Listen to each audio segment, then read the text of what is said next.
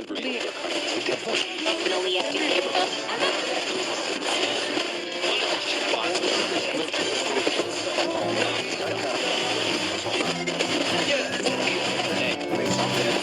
the opposite of paranoia.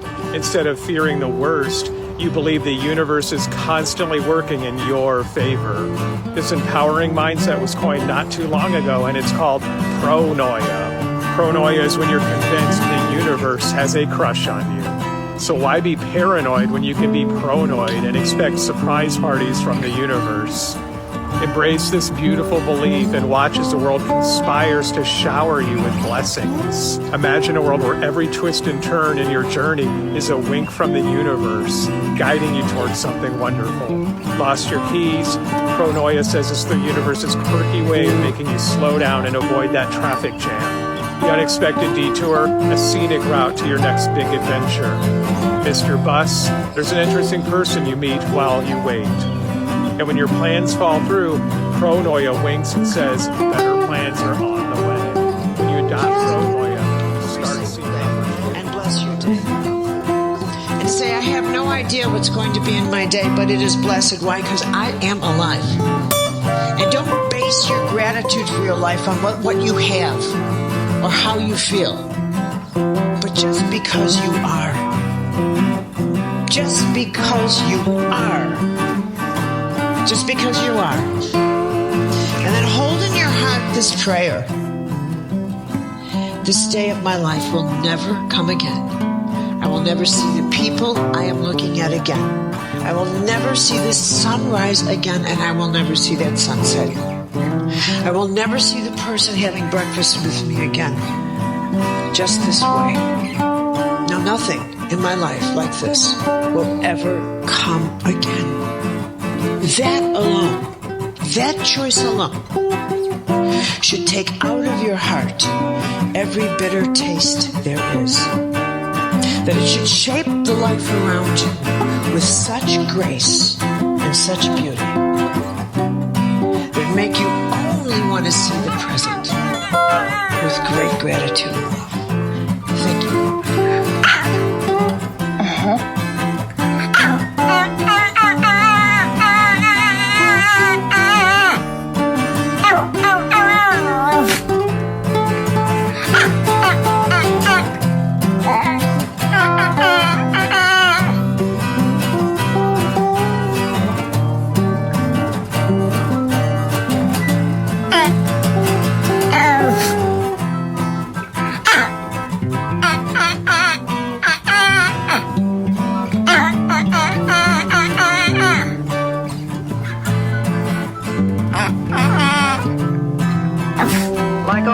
Things, this little dog has a sizable radiant field, even when he sits quietly.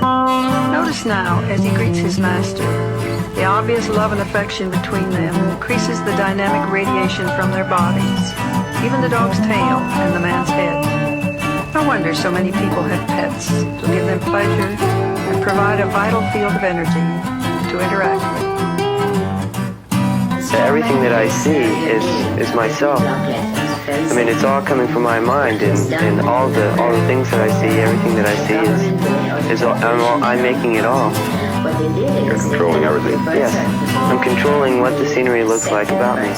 I'm not controlling it necessarily, but when it's happening, that's what's me. That's me happening. How about people? Do you think that before you used the drug, you were afraid of people? Well, I didn't know it at the time, but I realized that I was when I took the drug. Because it brings out your inner feelings more intensely. And why do you think you were afraid of them before? Because I didn't know them. Do you feel that you do know them through the drug? No, I don't feel that I know them, but I'm not afraid of being rejected by them. Because I don't feel any rejection towards them. I used to be constantly thinking about being afraid of them. But now I don't have to be afraid anymore because they're all beautiful, and whether they reject me or not, they're still beautiful. Does it ever seem to you that this may be a little unreal? Oh yes. But I mean, after you learn this on an acid trip, you practice it when you're straight too. Yeah, I mean, it doesn't leave you. If everybody is beautiful, then there's no one who's, say, dangerous to you.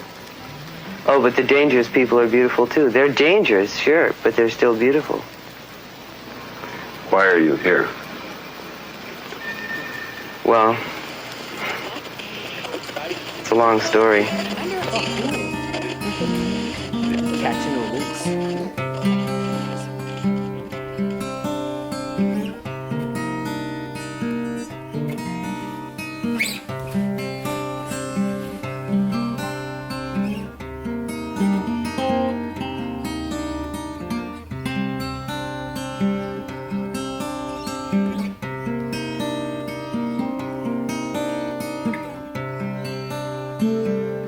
How do you make reality malleable? And it has not completed its journey. Enlightenment is like a joke. It's like the fish searching for the ocean.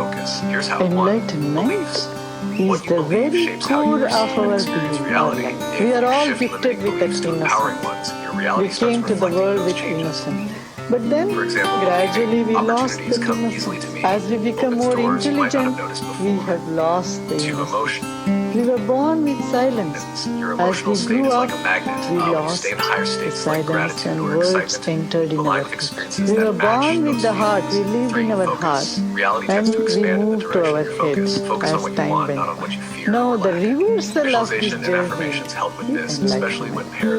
Journey from head back to the heart, from words back to the silence, and getting back to our innocent nature in spite of our intelligence. Maintaining the intelligence. Yes, and I just got a download right now. It said, you cannot believe that the power is outside of you and also believe that it is within you. That is, you have to know one or the other. So the and right now you think the power is outside of you. You think that the world is much bigger than you. Like a mountain could crush you. Knowledge should lead you to a point where you feel, so you'll never know. If knowledge leads you to a point, oh, I know. How do you make I know all reality? about, then it has not completed its journey.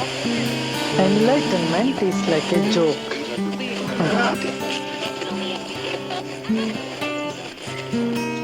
Yourselves deeply in your mind. You should learn to set yourselves apart from the old conditioning and not to stand quasi under the control of something or someone who has already been gone for 5,000 years. You are, after all, free spirits. Those are my final words. Suppose you're God. Suppose you have all time, all eternity, and all power at your disposal. What would you do? I believe you'd say to yourself after a while, man, get lost. It's like asking another question, which is supposing you were given the power to dream any dream you wanted to dream every night.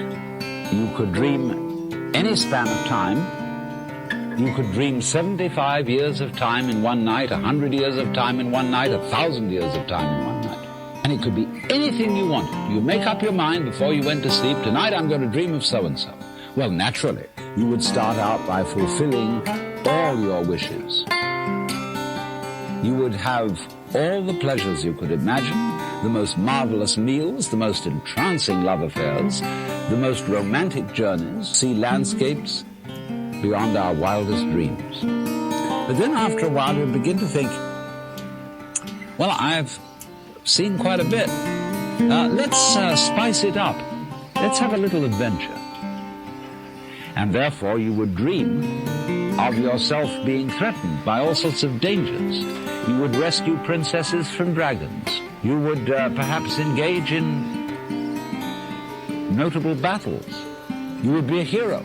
And then as time went on, you would dare yourself to do more and more outrageous things. And at some point in the game, you would say, tonight I am going to dream in such a way that I don't know that I'm dreaming, so that you would take the experience of the dream for complete reality. And then, on successive nights, you might dare yourself to experience the most extraordinary things just for the contrast when you woke up. You could, for example, dream yourself in situations of extreme poverty, disease, agony. You could, as it were, work on the vibration of suffering to its most intense point, and then suddenly, whoop, wake up and find it was after all nothing but a dream and everything perfectly okay. Well, how do you know that that's not what you're doing already? You, sitting there with all your problems, with all your whole complicated life situation, listening to me, it may just be the very dream you decided to get into. If you like it, crazy. If you don't like it, what fun it'll be when you wake up.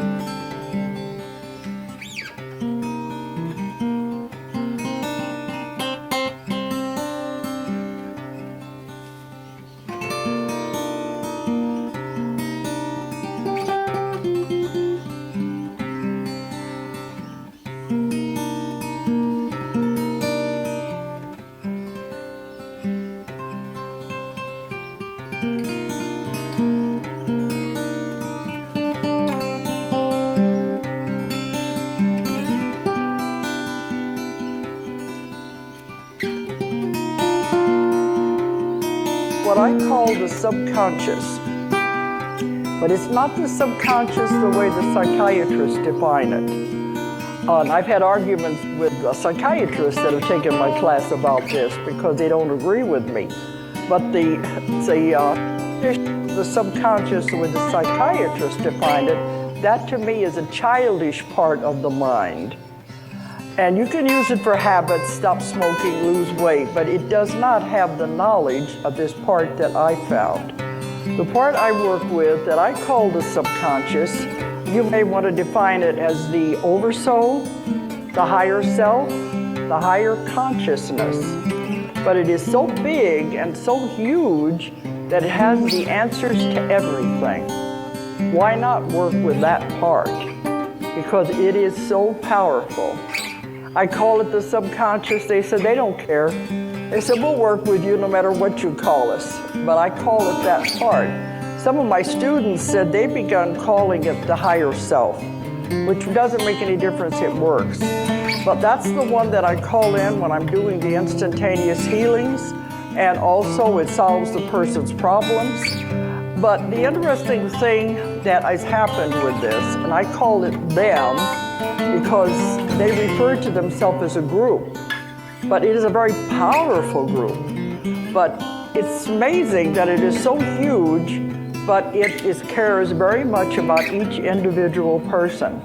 And that's why when I do the session, it has so much love for the person I'm working with,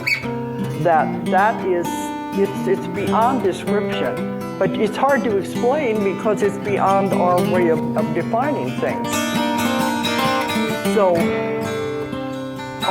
when I'm contacting this part, one time I asked them, well, who are you?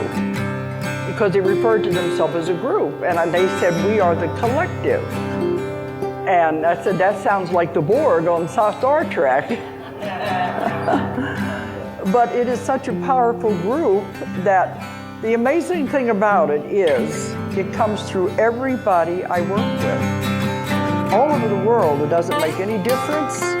It's always the same. It's always the same definitions. It always uses the same terminology, the way it speaks. It's always the same, I want to say entity, it's too bigger than that. But people have taken my class and said if they've had it happen, they'll say, yeah, I contacted the subconscious, and I have to say with a capital S, because it is so powerful when it comes through. But how can you explain it? It comes through everybody I work with, and nobody knows what I'm looking for. They come to me with problems, and I'm helping them with that. But it's always the same voice, the same definitions, the same terminology. Doesn't make any difference where I speak to them anywhere in the world. And as part of this, This is how I get my information that I write about. A lot of times it is the entire session they will turn into the part I need. But a lot of times toward the end of the session, and I can be in England having a session. Toward the end of the session, this voice will come through. They never interrupt the therapy, but toward the end, it'll come through and say, Dolores, this is the next piece of information you need for your next book. And they'll start giving me a theory that I haven't even heard of before. And I'll say, okay. And then a couple of weeks later, I'll be back in the States doing somebody else. It'll happen again. And they give me more information about the theory they've just given me. So it's like a continuing thing. And some of these people will go home and they'll email me or call me and they'll say, what was that voice at the end of the tape? Because it definitely wasn't them. So I call them they because they have become so powerful in my life. And it's not channeling because this is something much bigger than that. Because it's not coming through one person, it's coming through many, many people. So that's what my books, especially the new ones now, the Convoluted Universe series, are coming from the fact that accumulation of the material that they keep giving me.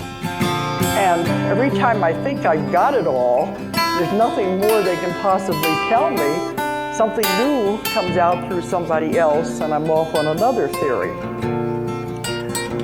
That's how the Convoluted Universe material came about, because when I was doing the custodians, that was my 20 years of working with the UFOs and the abduction cases. And the voices began to come through them, but those were the ETs were giving me information about their planets, about how their ships operated, and why they were coming. This is one of the reasons that I did want to print Don's books, because he was validating all the things that I've written about that I found this way. And to me, that shows there's something to it if it's coming from other directions, the same material. Because they gave me the same story of the seeding of the planet Earth, how life began, how they've been taking care of us since the beginning of time. But it began to go in different directions, away from UFOs and abductions, and began to get into complicated metaphysics. That's when I started writing the Convoluted Universe series. But what I'm getting now, I could never have understood 30 years ago when I started out. I've been evolving and growing the whole time. I've written 15 books now. And some people say they want to read the books in the order I wrote them so they can see how I evolved and how I changed as I went along. Because I began in the very beginning 30 years ago with this reincarnation. I thought I had all the answers, you know. I figured I knew it all. You know, I knew how reincarnation works. I was thinking of it in the linear fashion. And I thought I had it all figured out. But then they began coming up with these other theories. And I was saying, wait a minute. The first one was the imprinting theory. I'm not going to go into a lot of this because I've talked for days on these things, and you can see why. But they came up with a theory that I'd never heard of, and it disrupted my belief system. Like, wait a minute, guys, you know, I've got this all figured out. Now you're throwing something else in here that doesn't go according to what I believe and what I thought I'd learned. And it really bothered me. But then I got to thinking, if I wasn't open to new ideas and asking questions and learning something else,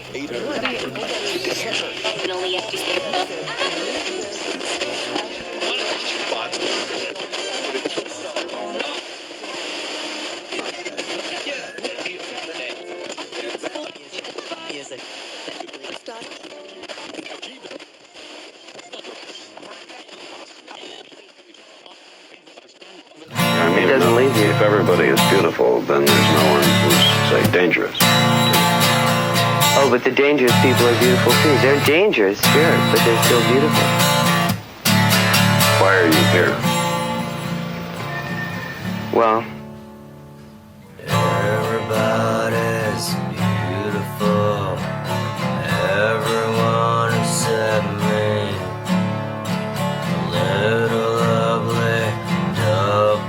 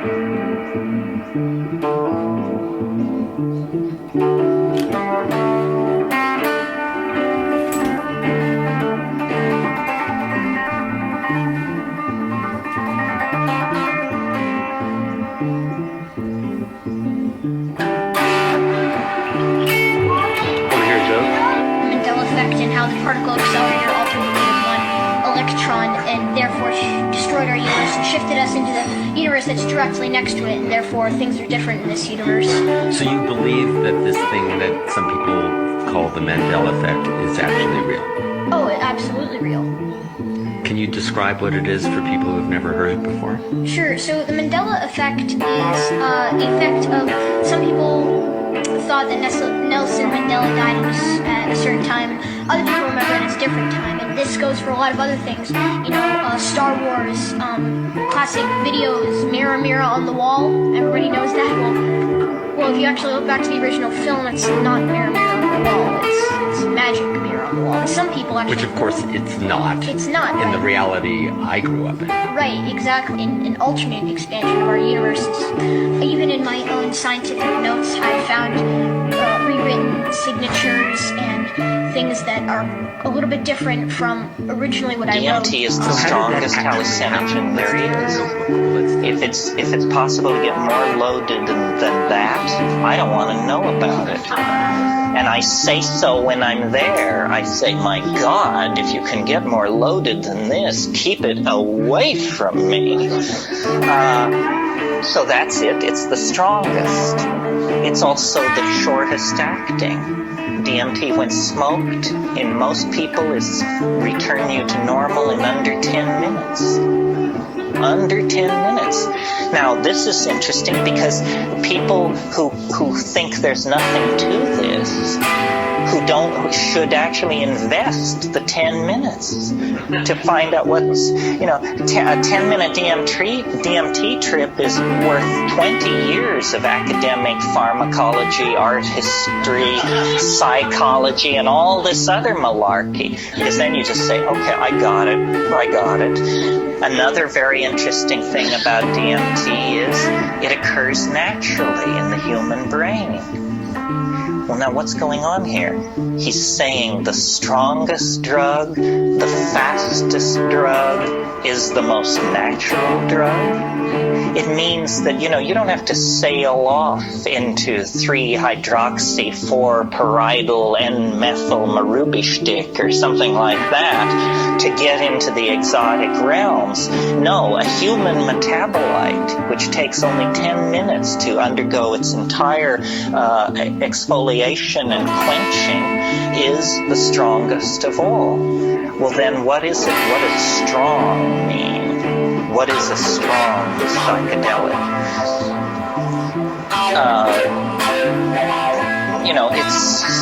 It's highly personal. Every psychedelic trip is. But what happens on DMT for a large number of people, we don't have any statistics, but it is a completely confounding experience.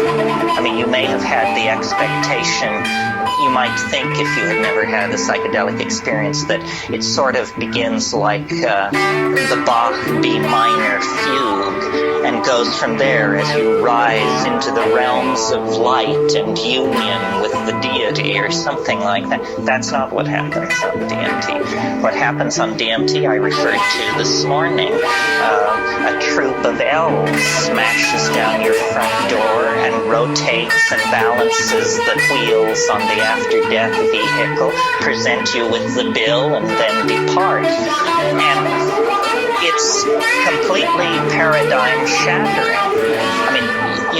Union with the white light you could handle. An invasion of your apartment by jewel self-dribbling basketballs from hyperspace that are speaking in demotic Greek is not something that you anticipated and could handle. Sometimes people say, is DMT dangerous? It sounds so crazy. Is it dangerous? The answer is only if you fear death by astonishment.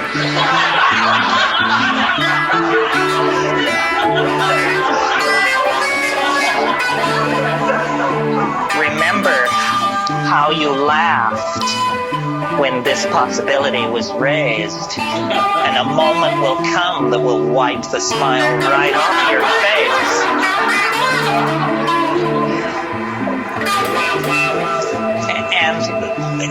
And this death by astonishment thing, well, one thing about it, let me say a little bit more about it. One thing that endears DMT to me is, I like to say, it doesn't affect your mind. It doesn't seem to affect your mind. In other words, you don't change under the influence of DMT. You don't become a kinder, gentler person. You don't sink into, a line of drool from one corner of your mouth as you sit there twitching. You don't change. What happens is the world is completely replaced. Instantly. 100%. It's all gone. And what is put in its place, not one iota of what is put in its place was taken from this world. So it's a 100% reality channel switch. They don't even retain three-dimensional space and linear time. It's not like you go to an exotic place, Morocco or New Guinea. It's like reality is swapped out for something else. Listen, you will not ask what is the goal of life. Your whole question will go through a revolution. You will ask how I can live more, how I can drown myself utterly into life. Because life is the goal of everything. Hence, there can be no goal for life. And because you are starved,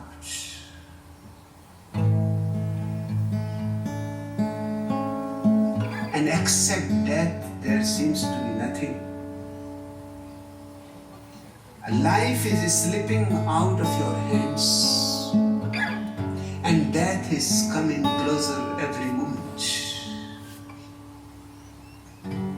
You cannot dodge death. I am reminded of a story, a very famous Sufi story. A king dreamt that a black shadow appears. Even in his dream,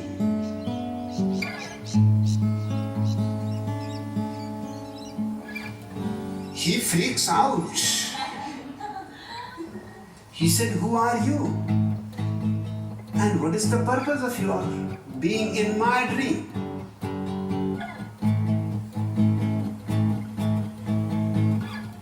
The shadow said, "I am your death. And tomorrow by the sunset, we have to meet. I just came to inform you because you are a busy man. Ordinarily, I don't go to inform people. But you are a king. You are very special. A VVIP.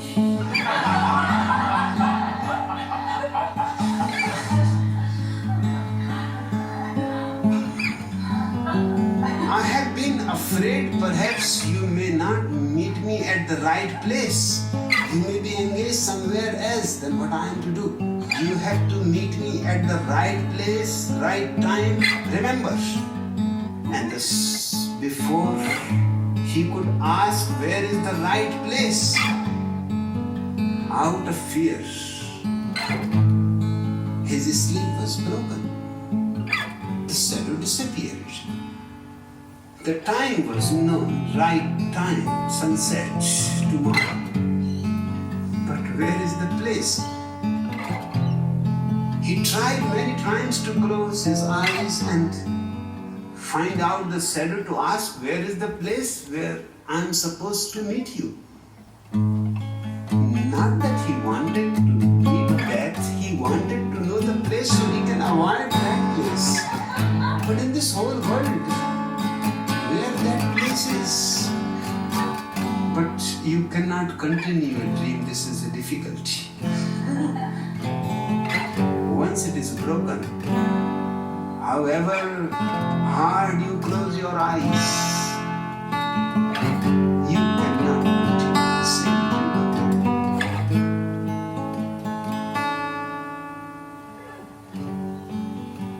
He became so afraid that in the middle of the night he called all his wise men, his astrologers, his priests, Hermes, prophets, and he said, you decide where is the right place so that I can avoid it. And they all started looking into their ancient scriptures, and morning came and the sun started rising, and once the sun started rising, the king became more and more afraid, because sunset is the end of sunrise. Sunrise is the beginning of sunset. When there is sunrise, sunset is not far away. The sun has started moving towards sunset already, and those people have not reached to any conclusion. On the contrary, they are so much quarreling, arguing on each word about scriptures. He said, I am not interested in your scriptures. You simply tell me where is that exact place so I can avoid it. They said, wait. This is not a simple question. And we have to consult ancient scriptures. We have to find some precedent before. And we have to come to an agreement. The astrologer is saying something else. The priest is saying something else. If we give you 15 answers, what help they are going to be? So let us come to one conclusion. King's old servant was standing by his side. He whispered in his ear that I am an old man. I am not supposed to interfere in this great conference of big shots.